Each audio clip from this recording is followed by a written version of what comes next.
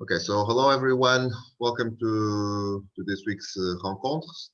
So we're very happy to have Huang this week, who is going to be telling us about EFT, CFT duality between various hedron things. Yes. So go Okay. ahead. Thank you very much. Thank you very much for the invitation. Yeah. So I'm going to talk about a relationship between general aspects of the theory space of effective field theory and conformal field theory. And in particular, we're talking about conformal field theories in 2 dimensions, which has a modular invariant partition function. So here by duality, I put it in quotation marks, and you'll see in which sense we're talking about in which sense this is a duality. So this is based on a couple of papers. So the first one has been out on the definition of the EFT-hedron. This was in collaboration with Nima Zhen, who is a previous student and now in Caltech. And there's going to be 2 subsequent papers coming up, probably in the middle of next month. So one will be a further analysis of the EFT-hedron, so the spinning into the EFT-hedron. And the other thing is the modular hedron, which is the CFT side of the story that we will talk about in this talk, that will be mentioned in this talk. Okay. So what I'm going to talk about is a relationship between 2 spaces. The first is the space of consistent EFT. So here, by what we mean by consistent EFT is that we're looking at the low energy scattering, the low energy S matrix of a 4-point amplitude. And of course, since it's low energy, so it can be separated into pieces which involves the massless exchange of the states. And then we have these polynomial, these polynomial terms. And these polynomial terms, and this is defined as an expansion in the Mandelstam variable S and T. And these couplings, so we'll be interested in these couplings. And these couplings are related to the higher dimension operators that you have in your EFT. So here, by consistent, we're going to be implying that this is consistent with having a UV completion that is Lorentz invariant. It is unitary, and then it's local. And we'll stress what these things mean and explicitly. And the space, of course, then is formulated in terms of the allowed regions for these low energy couplings. On the other side is the space of consistent 2D CFT. Here, what we mean is that we're talking about a CFT that emits a torus partition function. So it has the modular invariant torus partition function, and which generally you can write it as an expansion on the characters that are the contributions from the primaries. And so we are looking for things that are consistent, that have a 2D CFT which has a spectrum that are consistent in the sense that here the degeneracy number is positive. And of course that it emits, it respects modular invariance. And here, the space that one usually talks about will be talking about, for example, the conformal dimension and the twist gap, or the dimension gap and the twist gap. And of course, one might be interested in posing bounds on the spectrum of the degeneracy number. Now, as we will see, that both of these spaces are related to the same geometry. And this geometry that we're going to talk about is the convex Hall of product half moment curves. So basically, if I just write it out in one line, it's basically that you have some space which is labeled by M and N, and this M and N is given by a positive sum of moments to the m power and the other one to the nth power, where so these are moments, so that's why it's convex Hall of moments. It's a product because, of course, it's a product or two, and it's half moment because we were constrained. Oh, sorry, we're constraining both x and y to be positive. So it's given by the convex Hall of this product half moment curve, and then the question that you're interested in would then just be a subspace of this, and depend on the particular question you're interested in. For the partition function, it will be the intersection of what we call the modular plane, which is a subspace of this space. And for the EFT, depending on if you're talking about a permutation in invariant or color ordered, then you'll be intersecting what we call a cyclic subspace or a permutation invariant subspace. But they're all governed by this geometry. Okay, so let's begin. So I'm going to give this talk as follows. So at first, I'm going to really go into dive deep into this geometry, this space, and then to discuss what are the boundaries of this space and so on and so forth. And then we're going to see how this space emerges from the two separate problems and what we can learn from this this geometry. And because this is really touching on two different subjects, so I'm going to apologize beforehand that the referencing of other people's work will be it's going to be very bad here. And I know a lot of people in the audience are actually working on one or the other side of this problem, so I would like to apologize beforehand. Okay, so let's begin. So here we're talking about the convex Hall of product half moment curve. So once again, I've already defined the defining equation here. So just to let you, so what we'd be interested is if VMN is given in this form, then what are the boundaries of this space? So what are the inequalities that you can impose on VMN that carves out this space? So just to simplify things, we can first begin with the convex Hall of just a single moment curve. So that means that you have a vector VM here. This is a vector VM.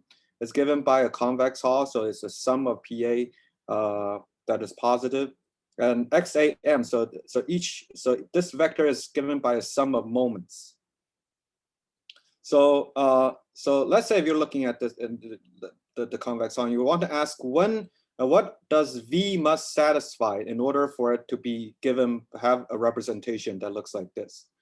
Of course, you can easily persuade yourself that if it's a sum of these XA squared, then you can see that it must be, for example, if it was just V1 and V2, then it must be living in a subspace that looks like this.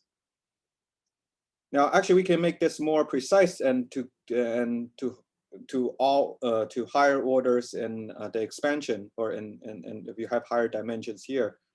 And the statement is that the image of the Hall in V is basically characterized by the total non-negativity of the Hankel matrix. So the Hankel matrix is that you just take these components here, and this forms a symmetric matrix. And the requirement is that all of the minors are bigger than 0. They're all positive. So that's why it's a total. So in a sense, it's a total positive matrix. Note that this is very non-trivial because, of course, if you just look at this form, then obviously each element V0, V1, V2, V3, they're all positive because they're just a sum of positive things. But when you're when you state out the full constraint in terms of the Hankel matrix and in terms of the positivity of the minors of the Hankel matrix, then this becomes a sum of a large number of terms that have plus and minus sign. So the statement says that each one of these sums that you can write down from this Hankel matrix, each one of the minors that you can write down from this has to be positive. It can never go negative. Of course, not all of these constraints are completely independent. So you can isolate the independent ones. And so basically the independent ones are the following. So you just take, once again, you take the Hankel matrix and you take the principal minors here. And you also consider the shifted Hankel, which by shifted, you mean that instead of starting from V0, you start from V1. And so for both the Hankel and the shifted Hankel, their principal minors are positive. And this is basically the independent constraints. Sorry, Yutin. Yeah, so this sum over A, it ranges over whatever I want, right? So this is just writing. Yeah. So this is just this. This is just this stealth moment problem, right? Exactly. Yeah. Okay. Exactly. Yes, I should have mentioned that. Yeah. Except so that, here, right. Can I ask a small question? Sure. So here you're not taking X to be positive? Yes, X. Oh, sorry, X is positive here. Right. So we're talking about half moment curves here. Right. So all the Xi are positive. And so if the X are not positive. So actually, so just to show you, yeah. So I'm just taking the two. So if I have something that is written in this form, and I consider the 2 by 2 Hankel, then you can explicitly write out that it will be given like this. So this is just sum over any two sets, and this is P. I mean, these are just P's, and these are just the differences. So you see that if it's just a moment curve, then you will only have that this is positive. But because now your half moment curve, your XA are all positive, so that means that the shifted ones are also positive. So that's the difference. Okay, thanks.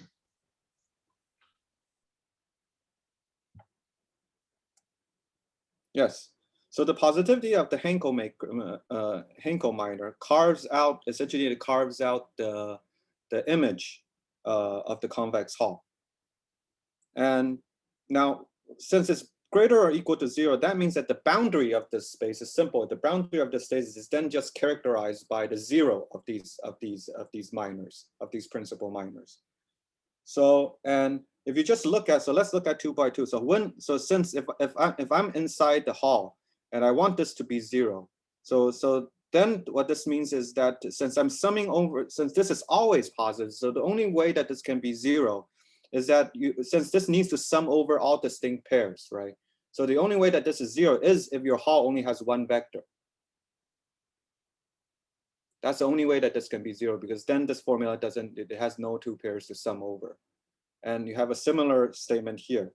So in general, the vanishing of the n times n minor here in the principal minor here occurs when the Hall contains only n up to n minus 1 elements in the Hall. So not only do we know the boundary, that we also know the structure of the boundary. The structure of this boundary is just that when your convex Hall has finite elements. That's what saturates the boundary.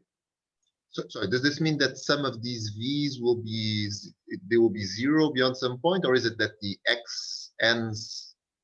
No, the V's are never 0, because once you have any element, a single element, then once you have a single point, then all of these things will be non-zero, right? So the V will be non-zero. So then, okay, then I didn't understand the boundaries, what they correspond to, because you're saying. So the boundary just means, so here the boundary, because we're saying that the region is carved out by that the Hankel matrix, the minor is positive. So the boundary is when it's 0.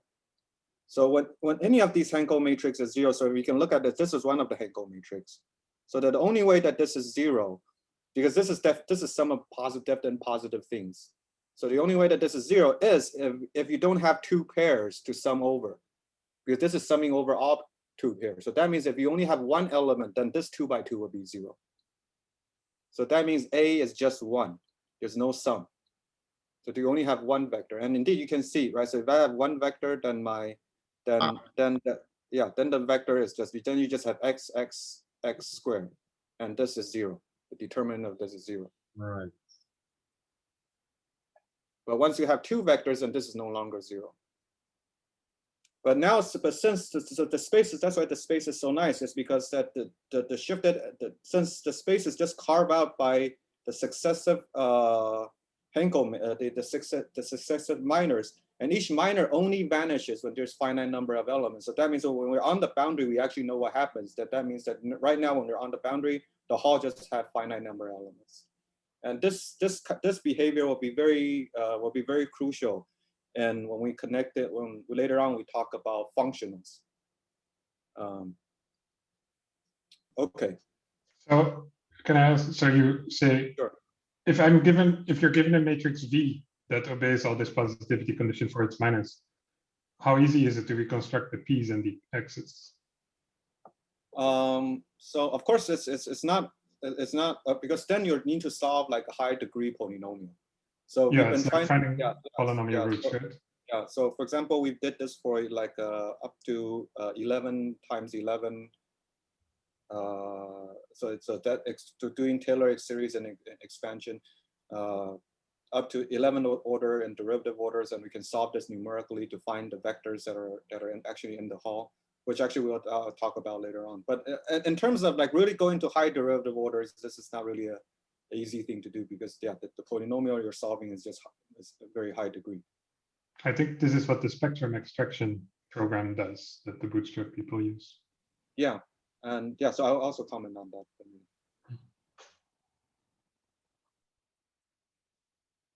Okay, so this is when XA is bigger than 0. Now the geometry also allows you to encode the information that you have a gap.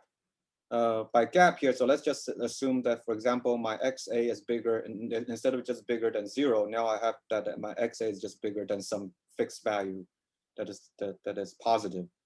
Then it's easy to see what you do. So all you do is just that I'm just rewriting this in terms of some ratio of my other XA and X gap, and then scale this out.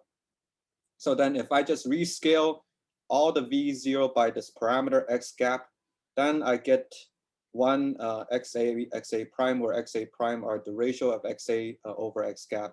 And because I'm assuming that XA is always bigger than X gap, that means that this ratio is always bigger than equal to 1, which means that I can then just do a GL transform. For example, this is a GL transform matrix.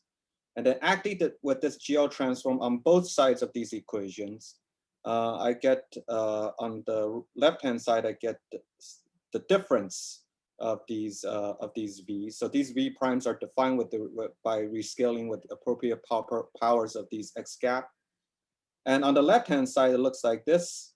And note that on the left-hand side, it's once again a half moment curve, because this X1 is because each term is multiplied by XA minus 1, XA prime minus 1, which we know is bigger than 1.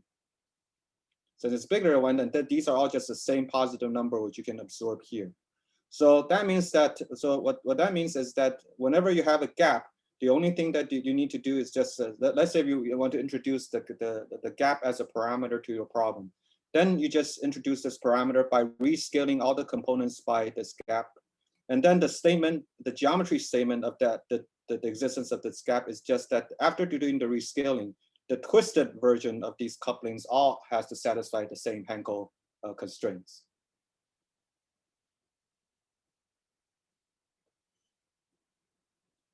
And you can do either way. So this is a statement for when XA is bigger than, when the gap is bounded from below, then you have that the twisted is in this direction, which you have V1 minus V0 prime. You can also have the gap is bounded from, sorry, this is bounding things from below, and this is bounding things from above. If this is bounding things from above from the Hankel matrix, you can do exactly the same thing.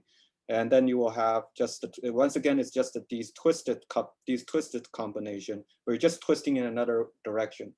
So in terms of the space that it allows, it's not surprising. So this will be the starting point, which is your gap on the curve, for example, in that 2D plot.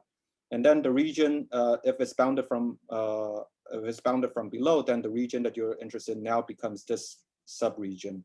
And if you're bounded from above, then you're just looking at this subregion.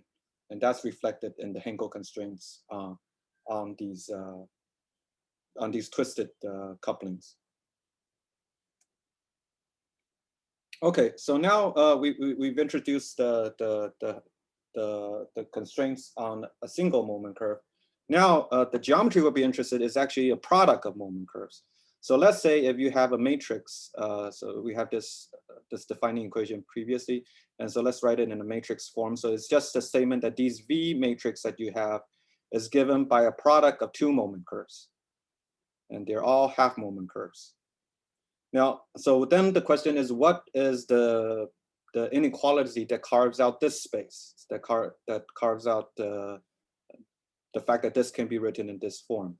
Now, of course, since if you just have fixed row, if you have just fixed each of these fixed row, if, for example, if I just take each of these fixed row, then it's just fixing a particular XA to some power multiplying by this.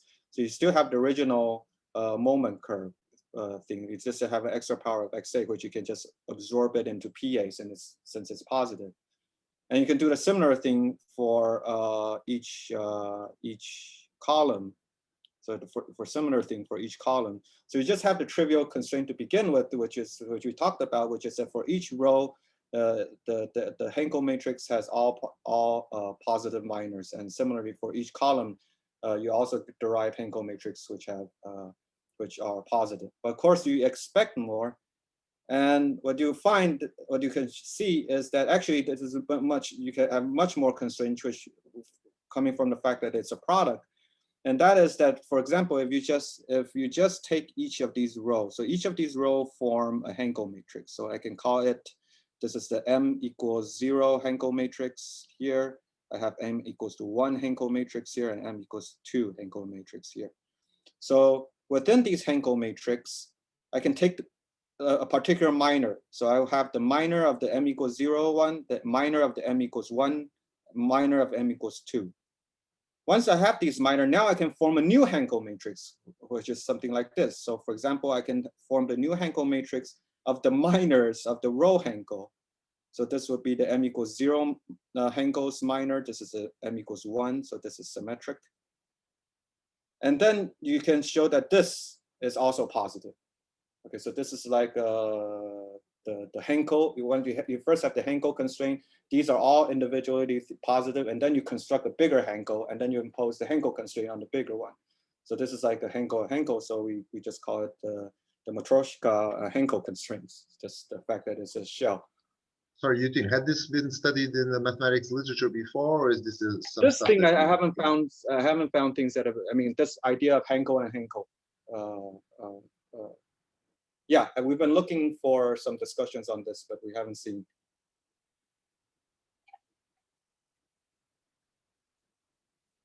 There's of course also Short's inequality like constraints, which is basically just the fact that these are vectors. So you can have, for example, v2m, v2n, which is written. So you can now think of v2m, 2n as basically a product of vectors which involves x and y, and they're the square. And the other vector is pq is another product. And of course, then the Short's inequality just means that this has to be bigger than 0. So these inequalities now reflect that this space is given by a product moment curve. Okay, so I've defined my space. So now let's see how this space actually emerges from the problems that we're interested in. So let's first start with the modular bootstrap. So in the modular bootstrap, as many of you know, that so we start with the torus partition function expanded on characters. So we look at it. Yes. There's been a very important comment that Hankel was a German mathematician. I think you're referring to the German mathematician here, when you say Hankel. Oh, I just said Hankel. And he's being, the spelling of his name is with EL instead of LE, because that's how German EL is. Sorry, very sorry about that. I'm pretty sure you're right. Yes. Yeah, I'm just relating what was mentioned in the chat. Okay, sorry. Yes, thanks for pointing this out. Sure, no worries. Go ahead. Okay, yeah. So just for self-contained, to be self-contained, so I'm just give out the characters for something that has h and h bar. Of course, for the identity, the character is slightly different. So the tau is the tau is the torus moduli, and then so we want to study this expansion in a Taylor series expansion. So usually we tailor around a particular combination of the S and T transformation self-dual point. So just for the purpose, we just call it tau star. So we expand. So we consider the partition function as expansion around tau star. So then we just expand the right and the left hand side. So basically what this does, of course, is you're just discretizing the problem.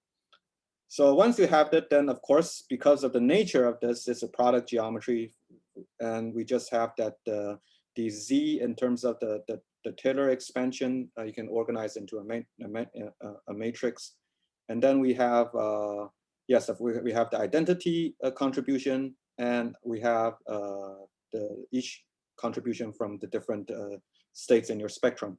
So we can symbolize this as just writing Z is just equal to the identity plus the sum of these contributions. Now, an important point about this discussion is that these coefficients, these Taylor coefficients that you get from expanding the characters, they're basically polynomial in H with the highest degree in N. And actually, it populates all the degrees up to N.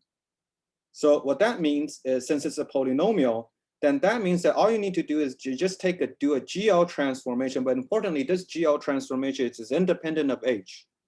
But just through a GL transformation, it's going to depend on the central charge. So this is where central charge comes into the problem, to the geometry, is that it's related to the geometry by a central charge dependent GL transformation.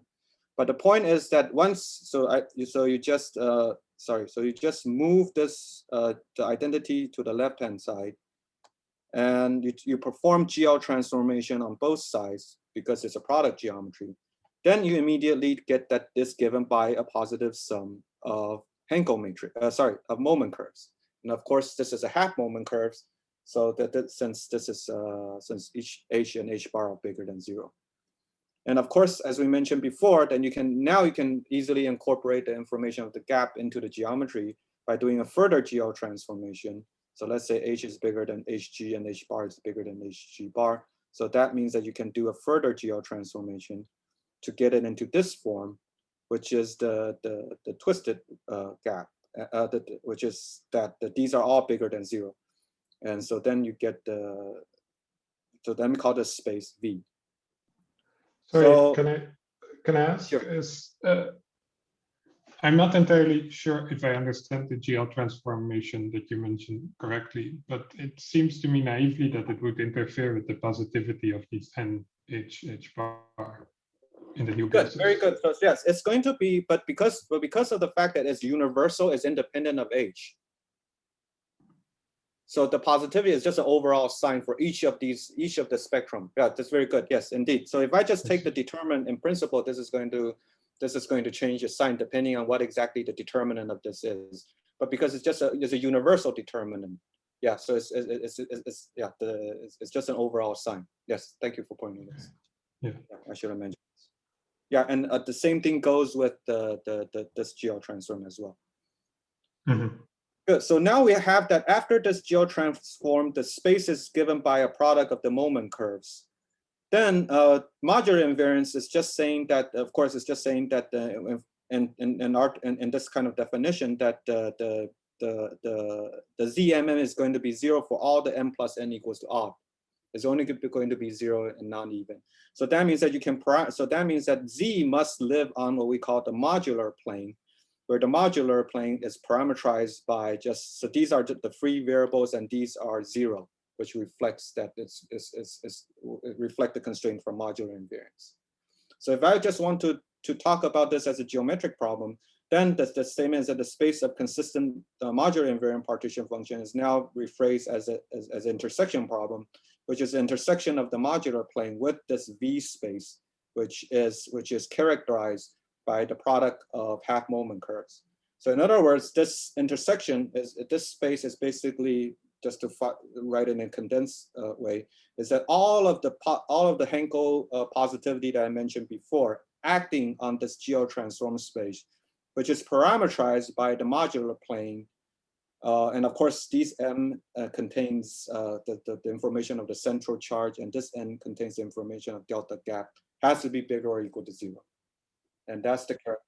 What about the constraint of having integer space? Yeah, so that has to, so at this point, that has to be implemented separately. Yeah, so that's not encoded. Yes, that's very good. Yeah, I mean, it's also the integer valuedness of the coefficients, right? Which you have yeah, that's also something that one can impose. Yeah. So, but so this is something separate that one needs to impose. And but we can just talk about the space within. Yes. Yeah, sure. This is, I mean, what people also normally do for the modular bootstrap, for example. Right? Yeah. They don't impose that these ends are integers. They just impose that they're positive. Yeah. So can I think of the matrix Z as Z is up to you to choose, right? Well, Z is basically Z. I can just give it. So Z, I just give it like this. So it's just that it's living on the modular plane. But within that sort of plane, you can just pick it as you want, right? Or is this like, what are these ABC? Oh, they're anything. Yeah, yeah, exactly. Just, yeah, they're anything you want. Yeah. So those are like components of a functional, if you want. Are they like components of a functional? Yeah. In some sense. Yeah, I'll make the connection with functionals more directly coming up soon. Okay. Thanks. Okay, so but this is just an illustration of how I translate the modular bootstrap into this geometric framework. So now I'm going to talk about the EFT framework, which I'll show that exactly translate into exactly the same framework. They have exactly the same geometry. So let me go back to the EFT problem. So here the problem is that we want to, as I mentioned before, that we want to constrain GKQ here, which are the couplings of which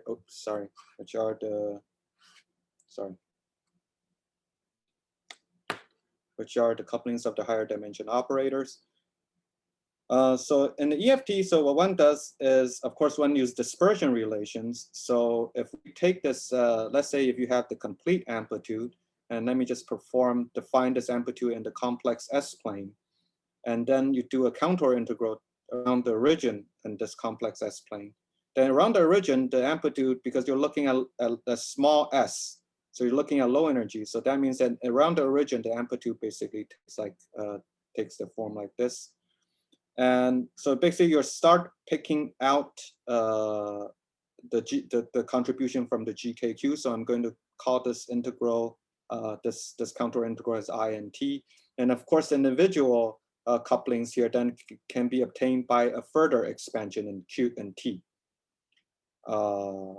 to define my coupling. So so in other words, I'm really looking at this amplitude at this. I'm really when I'm isolating the couplings, these couplings from my low energy amplitude, I'm really doing an expansion in small t. So here, so basically T is smaller than any threshold that you have in the theory. Now, assuming that T is smaller than any of the threshold of the theory, that do two things for me. One is that it helps me define what do I actually mean by these EFT couplings, because then I'm doing a Taylor series expansion to define them. And the other thing is about the anomalous thresholds. So we know that when we consider the generic quantum field theory, if you consider also the massive loop effects, then generically it's not true that if I consider the 4-point amplitude, that all of the non-analyticity is happening on the real axis. At some points you can have what is called anomalous thresholds that are appearing on the complex S-plane. And these come from, for example, diagrams which you have like something that does not correspond to just factorization, but could correspond to some internal propagators going on shell. But since my T is much smaller than M square, my T is much smaller than M square, therefore my kinematics is in such a way that I'm always away from the anomalous threshold, because anomalous thresholds are when the internal propagators, massive propagators go on shell. And so since my S and T, since my T is smaller than M squared, I'm never touching those anomalous thresholds. So that means I can safely assume that all of my non-analyticity is happening on the real axis. So this is a good point which we can, since I was asked about what Simone and company have and collaborators put out, I think it was last week. So basically, which is probably also related to this masses exchange. So one of the non-known problems about doing this for massless particles is that generically, for example, for gravitational theory, you'll have a 1/T massless pole. So since if you have this 1/T massless exchange, that means that strictly speaking, if I'm doing this T much smaller than M square expansion, then this is going to be divergent. I'm actually expanding around a divergent region. And what that reflects is that, what that entails is that the S to the, or the K equals to 2 coupling, or the S, because for gravitational theory, this is S square over T. So the K equals 2 dispersion representation is not convergent because it must reflect this T equals 0 pole. So so basically what Simone and his collaborators said that was that they also looked at the dispersion relation, but what they wanted to do is they want to not put T at equals 0, but T putting at some finite value.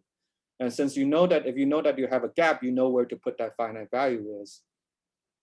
So then you can avoid this this issue about that you know that you're not supposed to say anything about the k equals to 2 couplings. Of course, there's another problems. Of course, as I mentioned before, keeping t to be small really achieves two things for me. For one is that it helps me to define the couplings, because this is the couplings are defined as a derivative expansion. So basically, so first, and what they achieved is that they were able to do linear combinations of dispersion relation at finite t to isolate these couplings. So that's, so then in other words, they can isolate the couplings without doing a small t expansion. So that's one thing. Then there's the caveat about the anomalous threshold, which they basically just assume that there is no non-analyticity on the complex S-plane, and it's still just given by the pose and branch cuts on the real axis. So that's a point where one might need to be a little bit careful about when we're moving t away from 0. So this is basically. But once they do that, in principle, then they can do bounds on theories involving gravity, because then, I mean, in terms for k equals 2 bounds on gravity, because they don't have to worry about this 1/t pole. So that's basically, yeah. Okay, so just to but continue. these results do not take into account these Matryoshka constraints that you arrived to? Right, so we're still comparing, yeah. So yeah, I should also mention, so we're still doing the analysis of, because the constraint is actually, so let me see, where should I talk? Oh, well, maybe I'll talk about how this constraint actually works. And so basically the problem is that if you do have fixed k and you do the constraints, the real constraint is, it's a little bit misleading that the real constraint is actually much smaller, because you can ask the following, you can ask the following question. So let's say if you have fixed k up to 5 derivative order and you carve out the space, you can ask, is it true that each of these space have a UV completion, in the sense that it can allow for higher k couplings that will satisfy both the higher constraints and the lower? And turns out it won't. So if you start to include higher, the space will actually shrink. And I'll give a very simple example of that shrinking. So even though one might think that the geometry is somewhat a little bit boring, that you just carve out the space and you just intersect it, and then that's the end of the story. It's actually more intricate than that. It's not just that intersection in that dimension. Just knowing that there has to have a completion in a higher dimension actually comes back down and further shrinks the space. And so yeah, we're still in the process of comparing. Yeah. Yeah, but somehow I feel that at the end, the bounds themselves, I don't think they can change, right? Because so the way I understand the story is that, so this existence of a UV completion, so it's a constraint on the low energy data, which says in my language something like the functional action that Balt was referring to has to be positive when it acts on the low energy data. And now you're telling me that not only these functional actions, they have to be positive, but there are nonlinear constraints among them in order for UV completion to exist. But, you know, typically when you saturate the bound, you know, in the real world, you have to truncate, as you said, to a finite number of derivatives or whatever, and look for bounds in that region. And then when you saturate the bounds, you'll find that all these guys actually will turn out to be 0 when you saturate them. And so actually automatically all these other nonlinear constraints would have to be satisfied.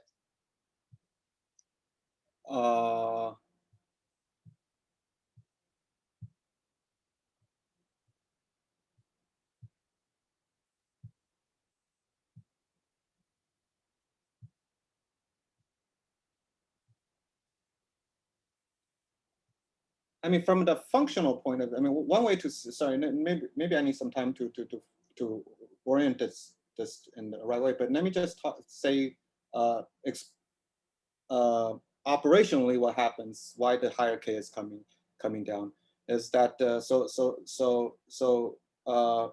I guess you know, so when we call it that you're living on the for example, the crossing order permutation plane, that they call null constraints. So they have these null constraints that are reflecting the fact that they're permutation invariant.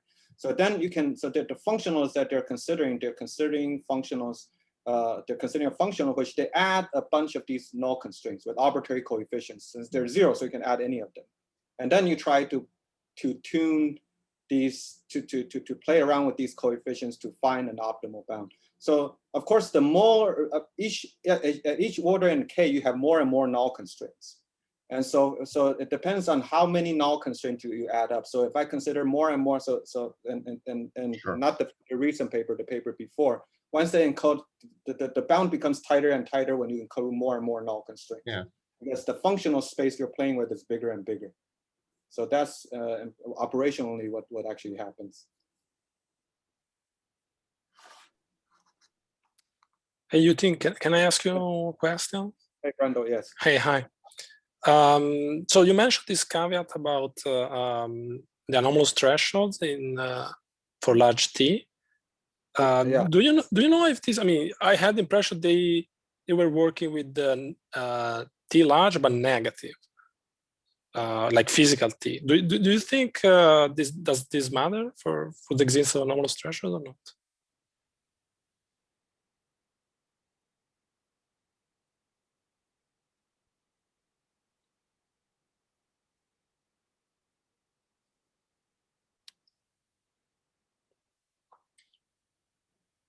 I see.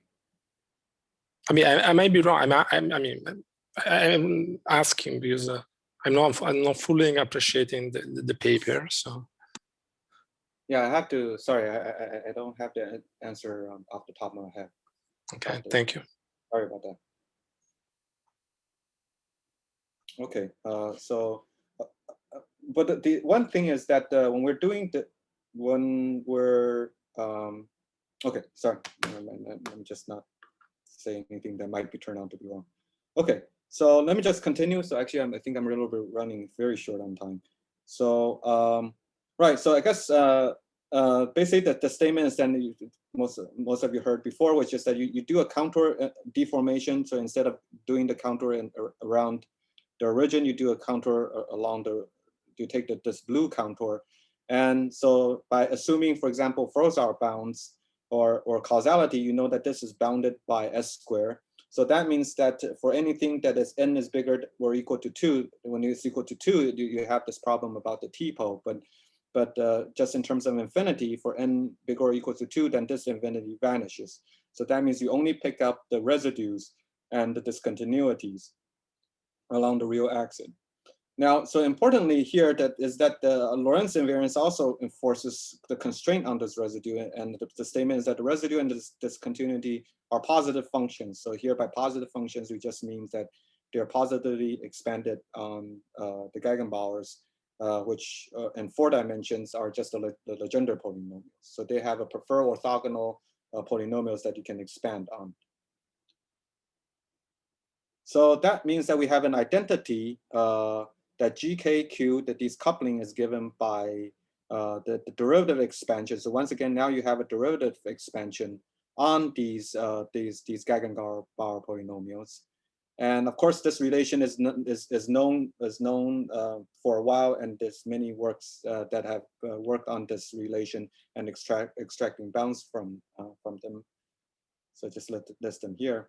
Now, so the point is I want to say is that this geometry is exactly the geometry that we've been talking about. And to see this, so first you just take the Taylor coefficients from the expansion of the Gegenbauer polynomials, and let's call the Taylor coefficients. Oops, sorry. Let me just call the Taylor coefficients VLQ. So VLQ is just the expansion around 1. So first, of course, we have, again, the product geometry. So we have the couplings here. So the only difference between here and the modular-hedron geometry is that here we actually have that K has to be bigger or equal to Q. So that means that when you write down the matrix, it's actually only in a lower triangle. Now this has to be equals to once again, the positive sum of a product. So on one side is again the moment curve that we see before. Now the other side is which was in our last paper, we were just looking at the other side and we were just saying, oh, these are just some coefficients, and these coefficients naturally form a moment curve. But so these are actually the explicit, form a cyclic polytope. So these are actually what we wrote down in our last paper, which is the analytic form of these coefficients. But of course, also motivated by the work by Simone, if you instead express it in terms of J, which is actually the more natural parameter to label it. So instead of labeling by spin L, you label it by J, then it becomes very simple. The important point is that this becomes a polynomial of Q, polynomial of J up to degree Q. The important thing is that each component in your polynomial is present. So that means that since each component of your polynomial is present, so that means that once again, just through a further GL transformation, you get exactly the same geometry. Once again, it's just a half moment curve. It's a product of half moment curves. So we don't need to go back to the original discussion, go through the original discussion. It's once again, so we know what the geometry that carves out this space is. And of course we have, for example, here, if we have just S channel, then we have what is called a cyclic symmetry, and we just have relations between the couplings. So this defines the cyclic plane, and the geometry will be interested. The space of the consistent colored EFT would just be the cyclic plane intersecting this product geometry, which we call the SEFT-hedron. So if we have SU, so if we have SU, all that is different is that instead of just having the S channel contribution, you also have it coming from the U channel contribution. But one can see that the U channel contribution is just another further GL rotation. So that means that if you want to consider general EFT, which has both S and U, then you just take their coupling is just the original S channel product geometry here, multiplied by a further GL transformation. So in other words, all you need to do is just add the inverse of this GL transformation. Then you get back the product geometry. And so once again, this is bounded by the Matryoshka-Hankel constraints. So let me just go directly to the end. So that means that the EFT-hedron is basically just couplings in the permutation plane acting by the inverse GL transform that satisfy all the nonlinear constraints. And this defines the SEFT-hedron. So the only difference between here and the modular hedron is really there's the same geometry. The only difference is what do we mean by the symmetry in planes here? What is the symmetry imposing on our couplings? So this suggests that the problems on the both sides are very similar. So so I'm just listing the problems. So for example, of course for the CFT part we have the partition function as an expansion interior coefficients. Here we have the couplings. There we have the degeneracy number. Here we have the spectral function PLN. So there the degeneracy number is labeled by HH bar. We have labeled by L and spin.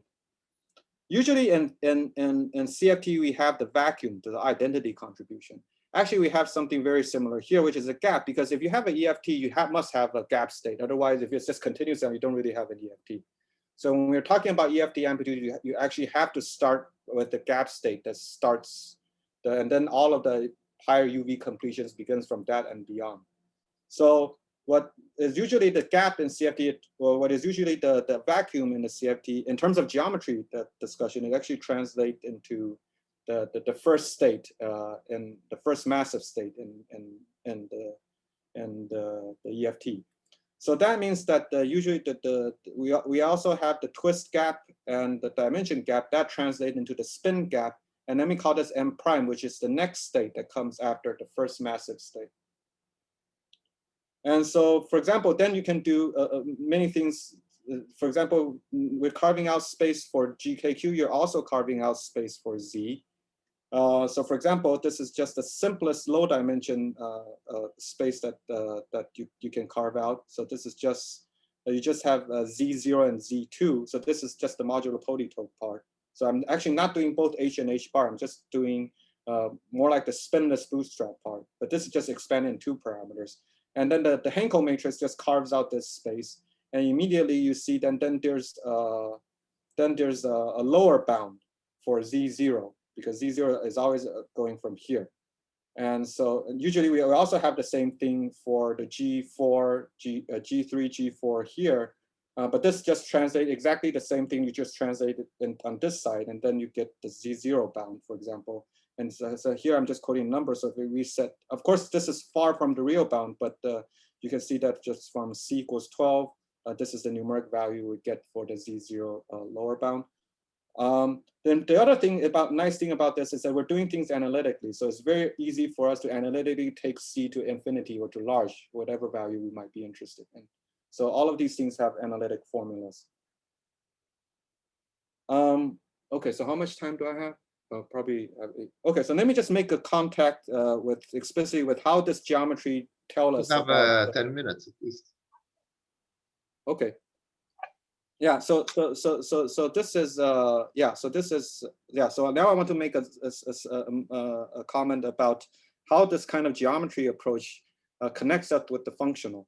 So even though most of you are experts on this, but let me just go over a quick review of how we do things in functionals.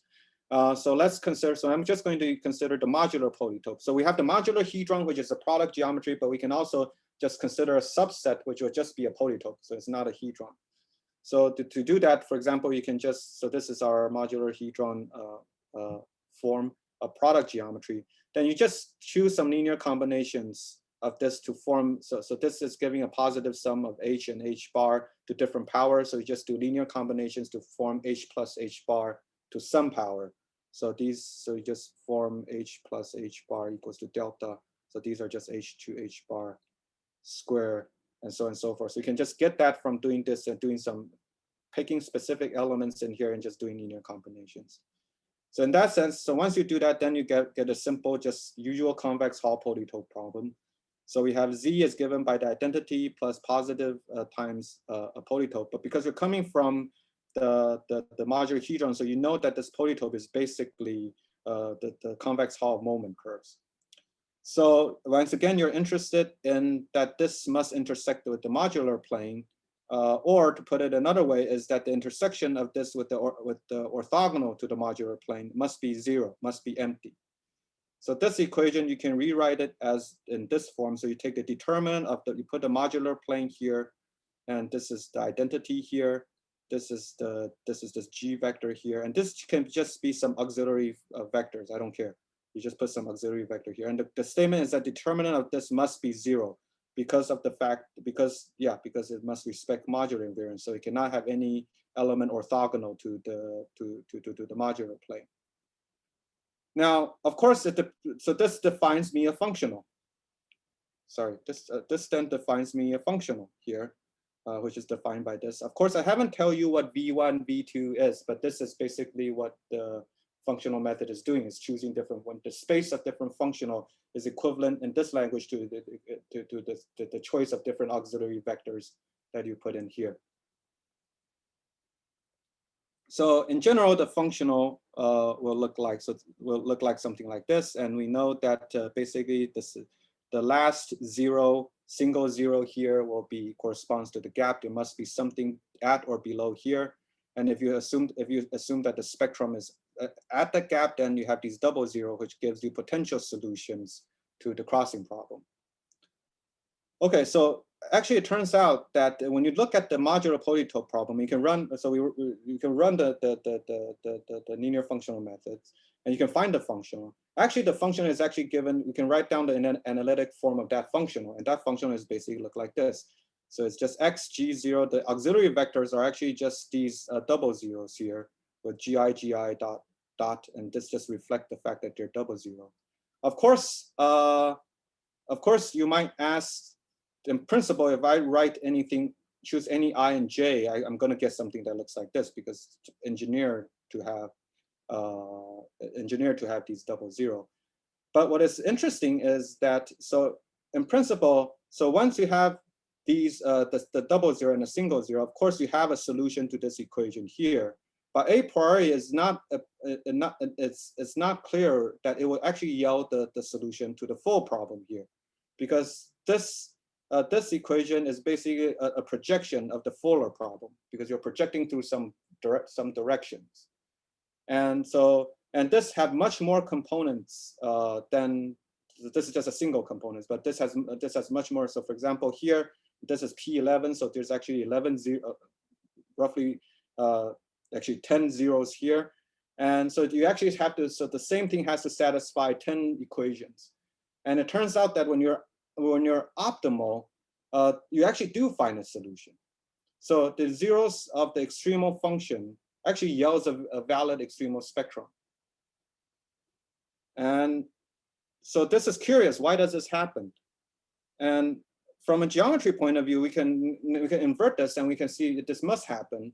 And it's because that, so in the following, so recall that the space of the consistent partition function is given by the x intersecting with the, so in here we just have the modular polytope, where the modular polytope by the boundaries are defined by the Hankel and the shifted Hankel matrix. So let's just count degrees of freedom. So let's say if I'm doing expansion to a particular order. So let's say I'm doing the Taylor expansion to 4K plus 3.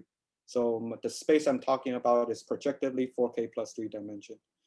Being on the modular plane tells me that I have 2K plus 2 parameters. So the other things are set to 0. I have one more parameter because remember I was doing that GL transformation to get the gap. So the total problem I have is actually 2K plus 3. There's actually a natural boundary in the sequence of this of the modular polytope that has exactly 2K plus 3 zeros. And that is that if all of these, so remember that the boundaries are just the principal minors being 0, right? So if you ask that starting from K plus 1 all the way to 2K plus 1 for the original Hankel and K plus 1 to 2K plus 2 for the shifted Hankel to be 0, that gives you exactly K plus 1, K plus 2 or equals to 2K plus 3 zeros.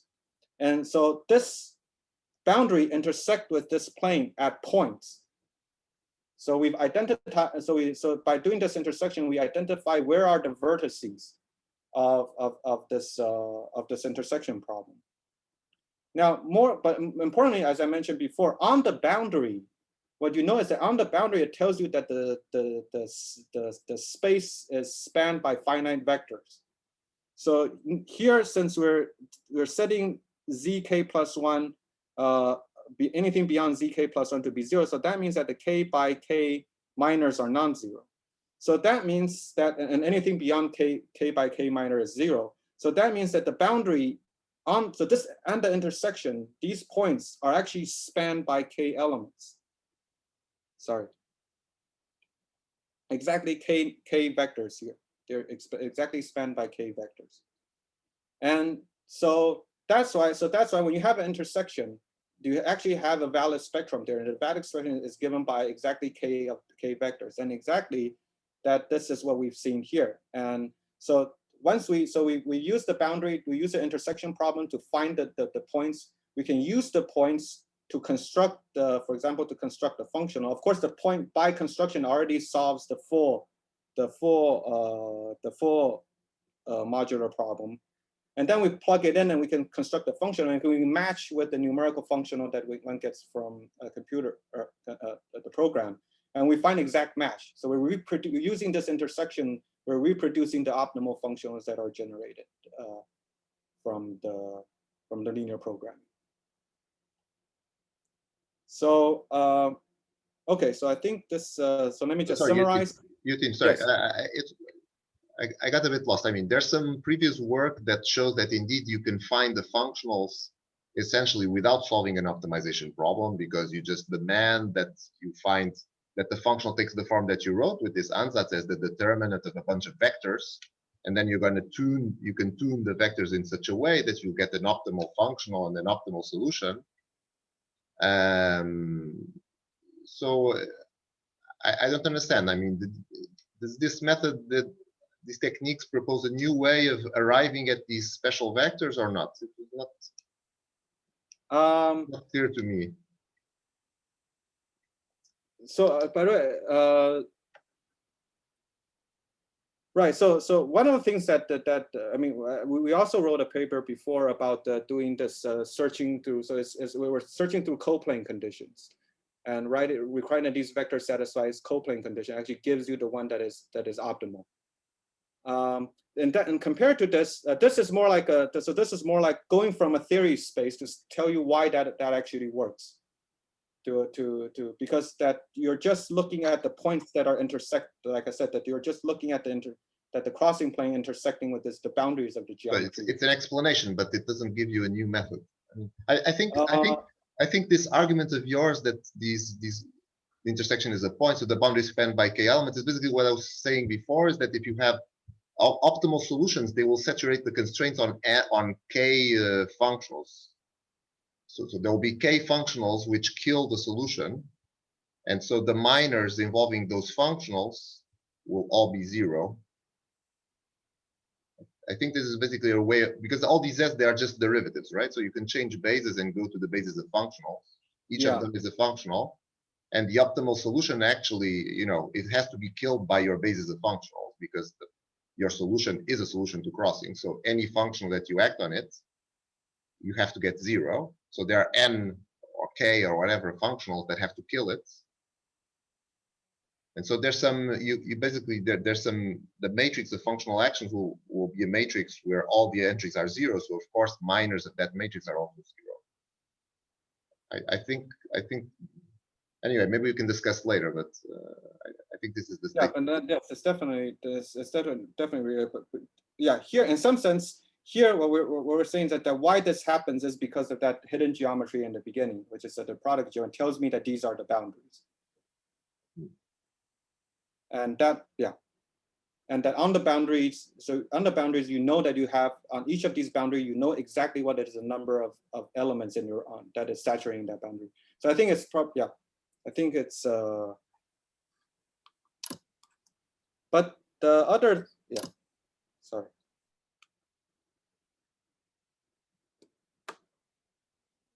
Okay, so let me just conclude and we can discuss. Right, so as you see that both in the EFT and the 2D modular partition function, we have this nice geometric story about intersection of symmetry planes with the crossing, and sorry, with the product geometry. And this geometry not only so I only talk about a few things. So of course, whatever you're doing on the CFT side, you can do on the coupling side. So for example, on the CFT side, we talk about bounds on the spectral functions or the spectral density. And you can do the same thing on the EFT side. You can, so usually when we talk about EFT, we talk about bounds on these couplings. But instead, now we can also, I mean, just the mapping, you can also talk about, because they're the same geometry and they're the same methods, you can also talk about bounds on the spectrum themselves. So for example, it's very easy to see that just a very simple example here. So let's say if let's just simplify the thing just to instead of the hedron, just about the polytope. So let's talk about the intersecting of, for example, the cyclic symmetry or the null constraint from cyclic symmetry to just the J moment curve. So then that means that it's just a polytope. Then you can look at the constraint. So the constraint just looks like this. So if you have k equals 4, k equals 7, so basically you just have the constraint that these things are all 0. Okay, so basically if you plot, so for example, k equals 4, you have this constraint. So that tells me that there must be at least spin 2, a massive spin 2. So once you have massive states, you must have a massive spinning space. You must at least have massive spin 2 because this is the only one that is negative. Then you go to the next order, you get a more complicated polynomial and you see that the only where it dips into 0 is around spin 4. That tells you that you must have a massive spin 4. And then you go on, you get to the next order, k equals to 10. You can get a constraint that you have you must have massive spin 6. And so by going order by order and going higher, you see that indeed you just from this point of this, you actually have to have all the possible spins must all be in there. And so yeah, so there's a lot of work to explore along this interface. So maybe let me just stop here. Thank you. Okay, thanks a lot, Yutin, for this very nice talk. Questions for the speaker? Yeah. Hi, Yutin. Sorry, I missed some basic thing about the setup of the EFT-hedron. You drew some dispersion relation picture with cuts starting at a gap, and I thought you guys were having. I thought the cuts would extend all the way to the origin, and I got a bit confused here. What do you do with the log S terms? You mean in the paper we had that the cuts come all the way to the origin? Just that you have log S terms when you have massless. Yeah. So in the later half, and of course, Brando also has then this is which is basically that you define your EFT when you have cuts that goes all the way to 0. What you do is you define your EFT couplings. So this kind of analytic way of defining EFT couplings, you cannot no longer encircle 0. So what you do is just either deform your contour off the axis to define your what you mean by your EFT couplings, and or define it through contours that involve these arcs, which is what Brandon and his collaborators are doing. And it's natural because when you have logs, that means your couplings are running. So that means that initially you have to set some scale of where your EFT couplings are running. So it's natural that the definition of your EFT coupling itself already involves a scale. Sure. So that's what happens when you deform, when you have logs to the, yeah. Okay, thanks.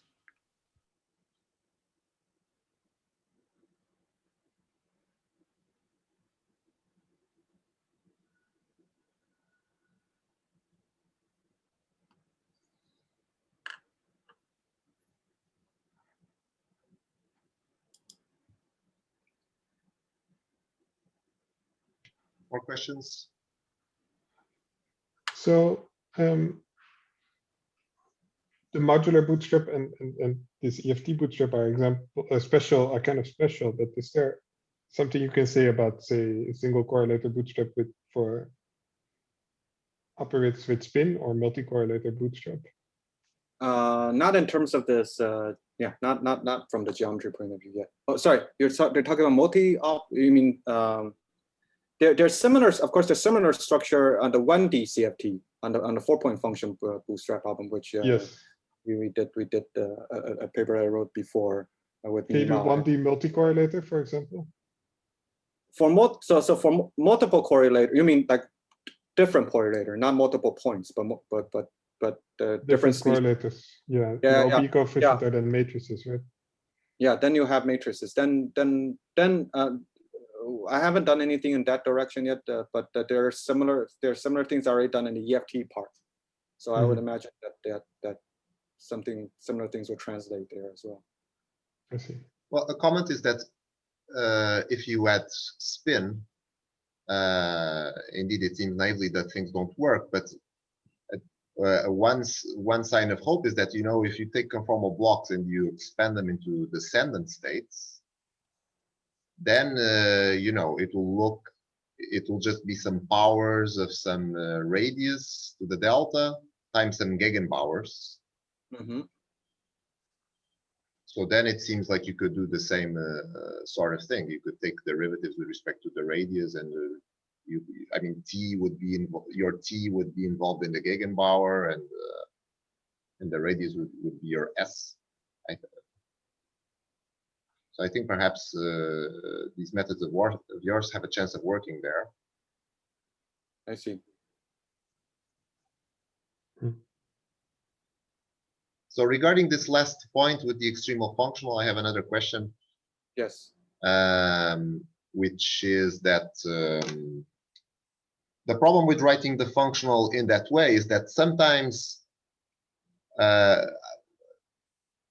so you know, so you're choosing these vectors, but these vectors, they depend not only on scaling dimensions, they also depend on spin,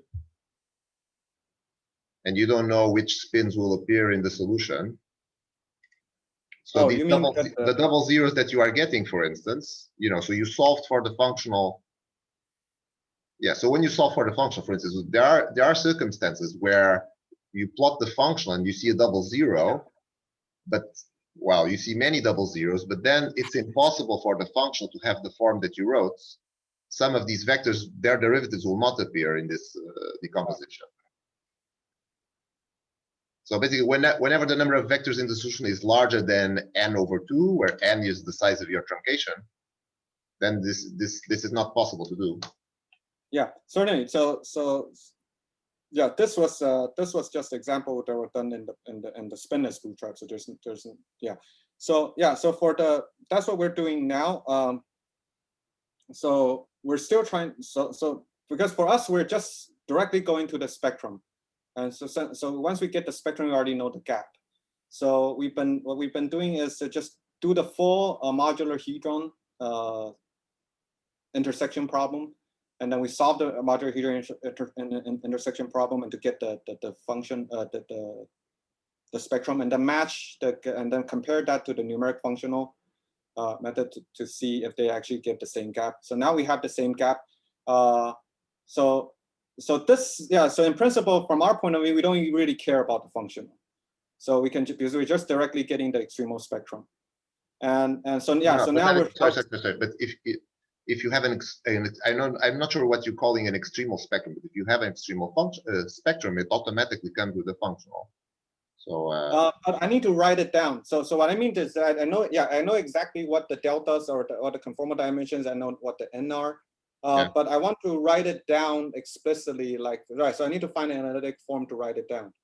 Yeah.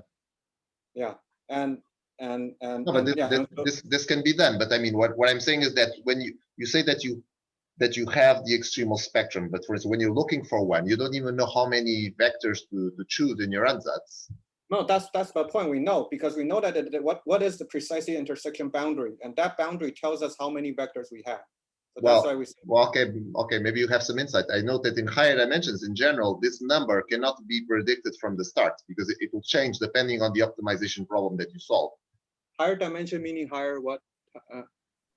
Well, if you have spin, and you solve some optimization problem, and you get an extremal spectrum, the number of vectors that you get in the extremal spectrum, it will depend on the details of the optimization problem. So it will depend on the central charge, for instance, or it depends on whether you're maximizing the gap or maximizing the OP coefficient. So you don't know what's going to happen. Sorry, so 1D in this spinless bootstrap, you're right. Usually you always get a fixed number of vectors, so this method works very well. But once you have spin, then you cannot guess a priori which vectors, how many vectors there will be there. So when in higher dimension, you just mean the 2 dimensions and beyond. Is that well, when you have spin? When you have spin, if you want, when you have spin.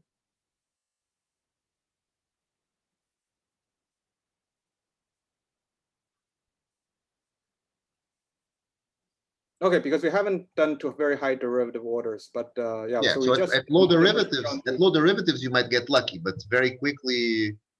So in CFT, there's something called the Gliozzi method, which I think it's basically equivalent to what you're describing. And this method basically fails very quickly as you increase derivatives because of this problem. But anyway, maybe this technology can help you give some insight. I mean, maybe the structure of the boundaries will look a bit different in this case. I mean, because you described the boundaries for this Hankel matrix, but for this Matryoshka, I don't think you did, no? Yeah, that's exactly the point. Yeah, we don't really have a good handle about what is. I mean, of course, we know what the boundaries are. But the problem is that what is the correct sequence? Because you want to impose sufficient number of boundaries to get that point. And so what is actually this? So for if it was just a polytope, then it's very natural. It's just the principal minors and just and then come down. Yeah, but exactly. So that's exactly the problem that we're trying to figure out. So I guess it's the same problem. It's because this boundary structure is more complicated, so you can get different things. I see.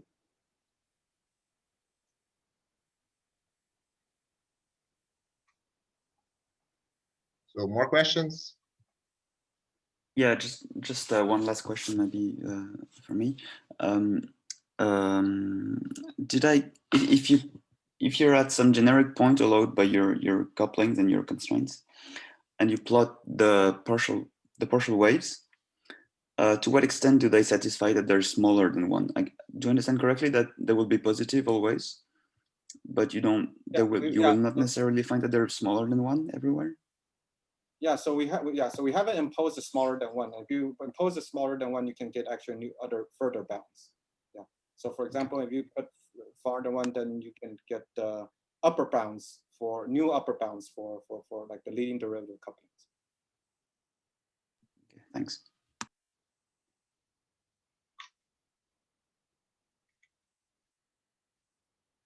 Okay, so let's thank Yutin once again. Thanks a lot for this very nice talk. Yeah, thank you. Thank you. Thanks for the comments. It's very helpful. I'm going to stop the recording, and then people who want to keep discussing, they can stay on.